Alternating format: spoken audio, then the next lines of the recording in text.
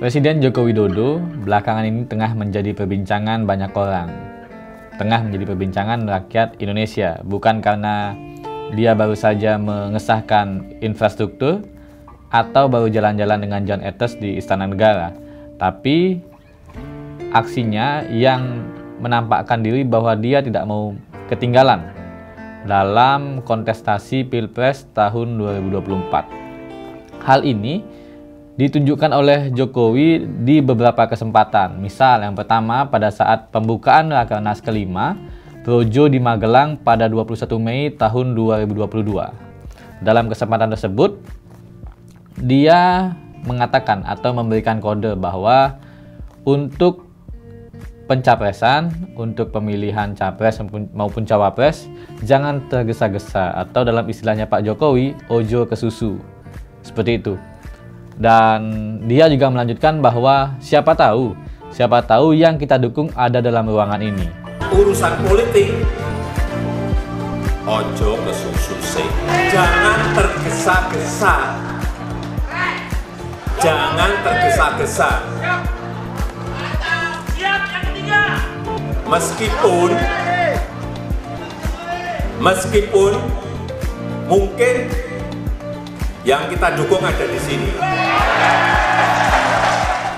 Dan banyak pengamat politik yang mengatakan bahwa ini ditujukan kepada Ganjar Pranowo yang kebetulan pada saat Rakernas kelima Projo di Magelang tersebut hadir dalam ruangan tersebut. Sehingga ini dianggap sebagai sebuah restu Presiden Republik Indonesia, dalam hal ini Joko Widodo, kepada Ganjar Pranowo yang mungkin saja dipercaya akan menjadi penggantinya. Tapi ada pula pengamat yang mengatakan kalau ini menjadi sebuah petanda bahwa Pak Jokowi ingin memperingatkan kepada kandidat-kandidat yang punya kans di Pilpres tahun 2024 untuk sabar dulu. Jangan tergesa-gesa. Biarkanlah saya dulu untuk terus menghidupkan wacana 3 periode. Mungkin saja. Kemudian yang kedua adalah pada saat hari ulang tahun Partai Golkar ke-58 yang diselenggarakan di Jakarta pada 21 Oktober 2022. Dalam kesempatan tersebut, Pak Jokowi tentu saja memberikan sambutan. Dan dalam sambutannya, dia mengatakan bahwa partai-partai politik hari ini jangan tergesa-gesa, jangan terburu-buru, dan jangan sembrono dalam menentukan capres-cawapresnya. Saya yakin Golkar akan dengan cermat,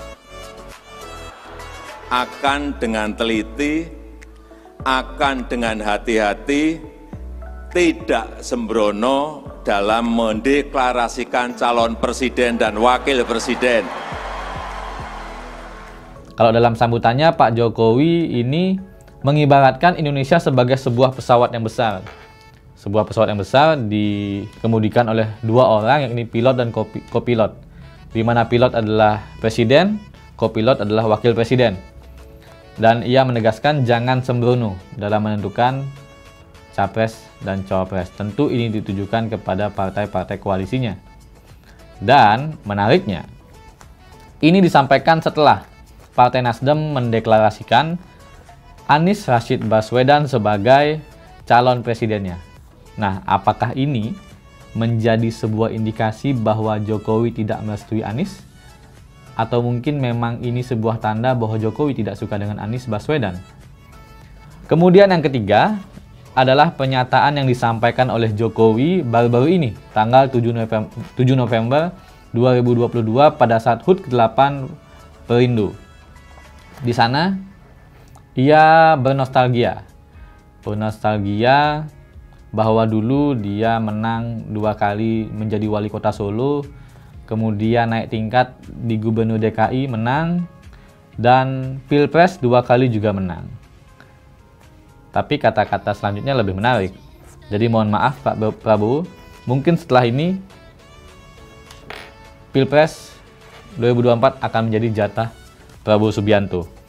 Saya ini 2 kali wali kota di Solo menang. Kemudian ditarik ke Jakarta, gubernur sekali menang. Kemudian 2 kali di pemilu presiden juga menang. Mohon maaf Pak Prabowo.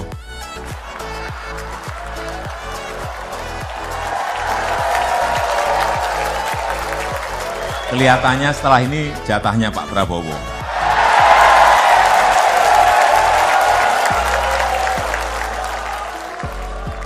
Ini sangat menarik bahwa Jokowi secara eksplisit, secara terang-terangan memberikan dukungan, memberikan restu kepada Prabowo Subianto yang saat ini merupakan Menteri Pertahanannya.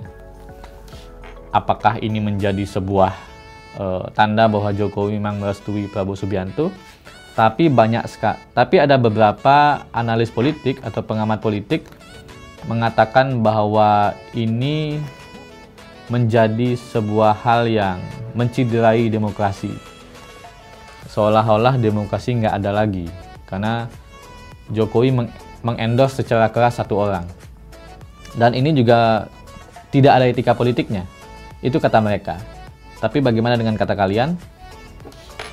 Lalu, dengan banyaknya tanda, dengan banyaknya hal, dengan banyaknya statement yang disampaikan oleh Presiden Republik Indonesia Joko Widodo dalam hal kaitannya konteksnya dengan pemilihan presiden di tahun 2024 mendatang, ini mungkin bisa menjadi sebuah tanda atau menegaskan bahwa Jokowi hari ini memposisikan diri sebagai kingmaker, bahwa posisinya sebagai presiden masih sangat penting untuk menentukan siapa calon pemimpin Indonesia 5 tahun mendatang setelah masa kepemimpinannya.